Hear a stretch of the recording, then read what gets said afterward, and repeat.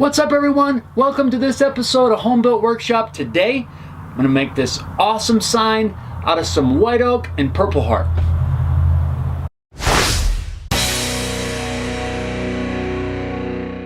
I'm going to make this sign for a family member. I've got this cool piece of 1-inch thick Purpleheart and a piece of 1-inch thick white oak. I think the color contrasts are going to be awesome. It's one of my favorite color combinations. Any of the light colored wood with Purpleheart to me looks really awesome. First I'll rip the white oak down, that way I have two nice clean edges.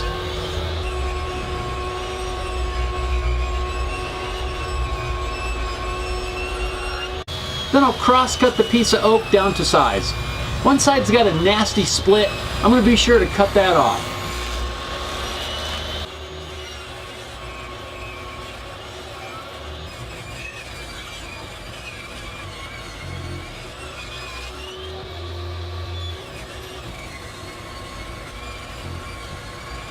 I'm going to wrap that piece of white oak with some 3/4 inch Purpleheart trim, and so I need to miter those at 45 degrees. So I was getting ready to set up my miter gauge for that, and I made what I think might be a cool discovery. I grabbed this plastic speed square. I was going to set it at 45 degrees, but I found out I can actually put this speed square right against the edge of my table saw top, and since it has this little lip here, it'll ride right along that. If I double check it with a machinist square, it's at 90 degrees to the blade. And since this is a 45-degree angle, this could act as a sled for small parts.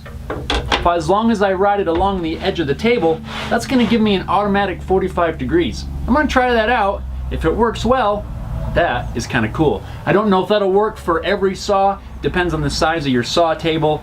And of course you need to try that out, but might be kind of a cool, quick, super simple miter sled.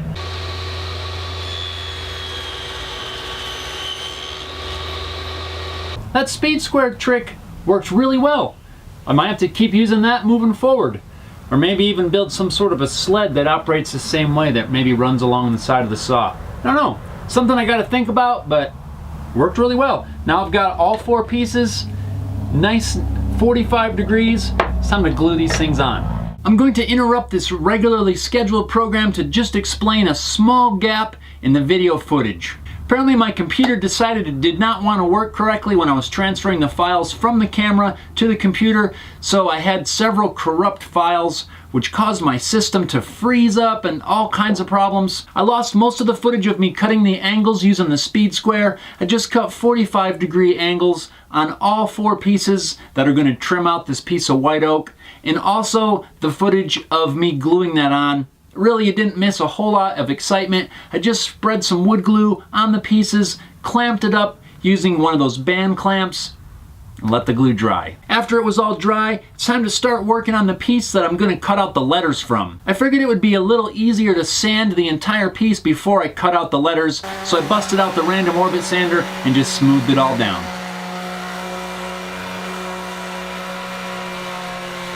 Now using some spray glue, I'll attach my cutting template to this piece of Purpleheart.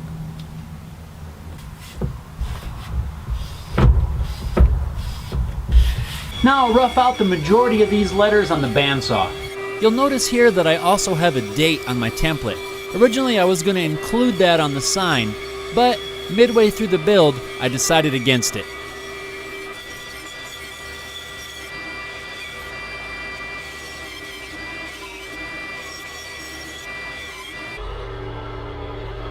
That was a lot of work. I got my letters cut out.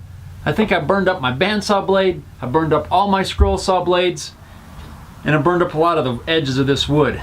Now, I gotta sand it. I'm gonna sand it by about any means necessary.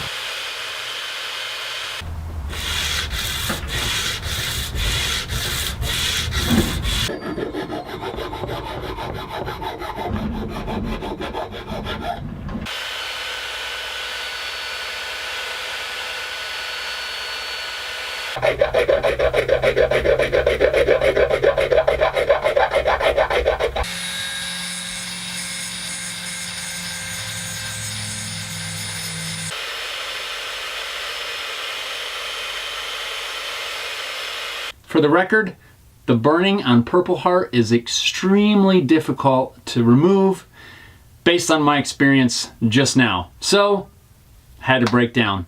I bought this oscillating belt spindle sander. I've seen a lot of people using it and I've heard good reports on it, so figured I'd try it out. Man, what a difference this makes. It's a lot easier, still requires a lot of sanding and some time spent, but definitely an improvement from hand sanding and trying all sorts of other methods to get this sanded. It makes it a lot easier. Now that the letters are sanded and the glue is dry on the base, I'll go back and sand it all down with my random orbit sander.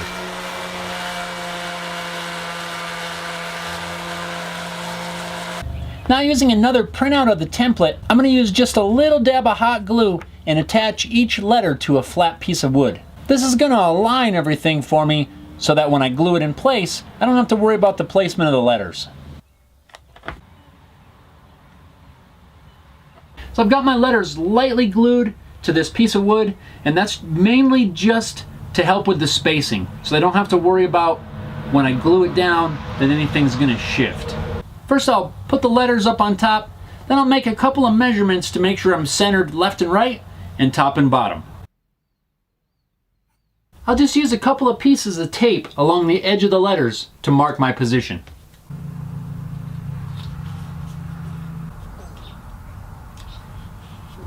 Now I'll just apply glue to the back of the letters. Not going to put too much glue. I don't want to have to deal with the squeeze out, but I want to have enough so that I get a good bond.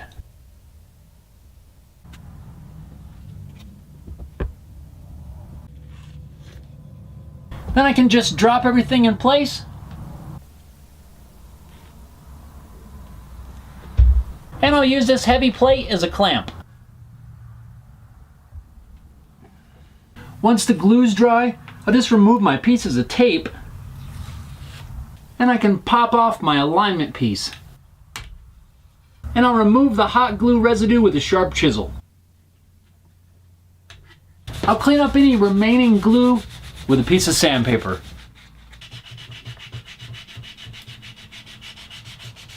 I'll just touch up a few spots with some 400 grit paper just to soften the edges a little bit.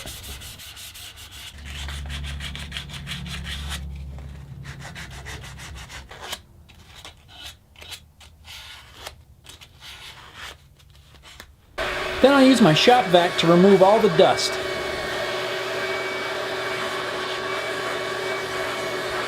Then I'll just apply a few coats of lacquer to seal it all up.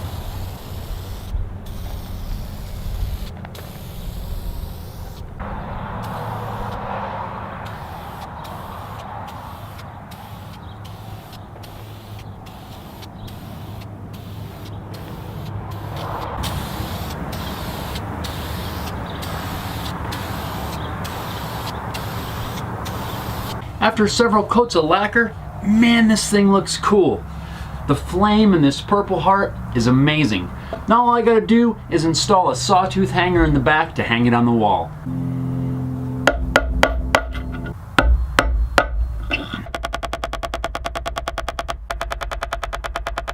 And bam! There it is. Sign is complete. Hanger installed. Everything's good to go. Finish is nice and dry. I hope the camera can pick up the flame that is in this Purpleheart. It is incredible. It's so cool looking, especially with the clear on there. Man, it really brings it out. It looks awesome. I am super proud of the way this came out. Kind of want to keep it for myself, but I'm not. It's not why I made it. So let me know in the comments down below what you guys think of this sign. Again, I'm super happy with the way this turned out.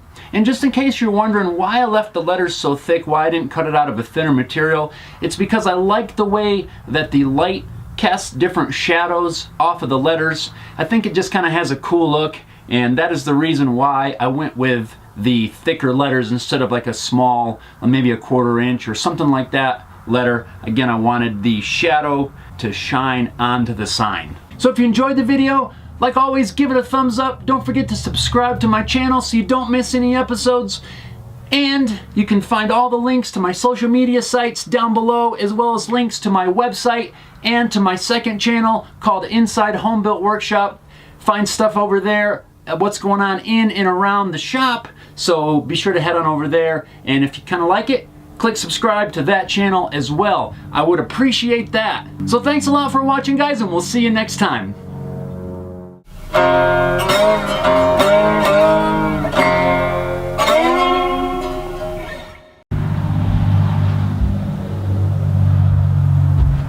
I just had a tape measure. I clipped it on my pocket and then lost it.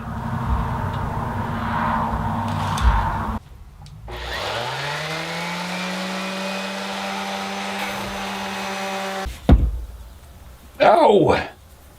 I just put hot glue on my thumbnail and that was really hot. Yow! Woo! Not smart. Whew. That hot glue was really hot.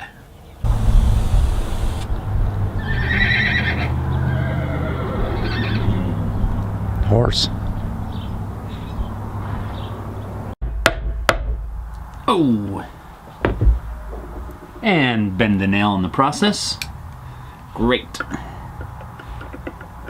Just great.